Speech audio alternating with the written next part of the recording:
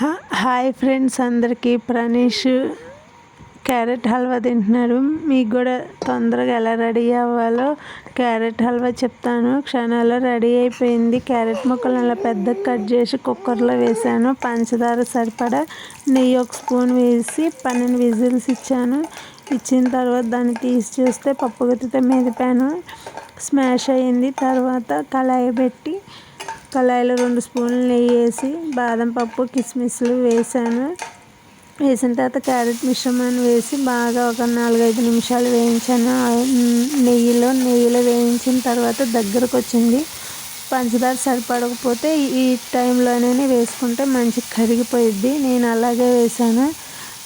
నేను ఒక్కదాన్నే వీడియో చేస్తున్నా కాబట్టి వేసేది చూపించలేదు. అందుకని సరిపడా నెయ్యి అన్నీ వేసి పంచదార అన్నీ వేసిన తర్వాత దగ్గరకు వచ్చిన తర్వాత యాలకుల పొడి వేయండి. యాలకుల పొడి వేసిన 2 నిమిషాలకి దింపేయండి. మంచిగా టేస్ట్ అయితే మంచిగా ఉంది. అలాగే తొందరగా కూడా రెడీ అయిపోయింది. నాకైతే గంటలు నిలబడి చేయలేక నేను తొందరగా ఎలా అయిపోయిద్దా, ఎలా చేయాలా అన్నట్టు ఆ ప్రాసెస్లో నేను అలా చేశాను. టేస్ట్ అయితే మంచిగా ఉంది. మీరు కూడా మీ ఇంట్లో ట్రై చేయండి. మా ప్రణీష్ కూడా ఉన్నాడుగా, అందుకని టైం సేవ్ కోసం అలా చేశాను. ప్లీజ్ లైక్, షేర్, సబ్స్క్రైబ్ చేసుకోండి ఫ్రెండ్స్. Thank you friends.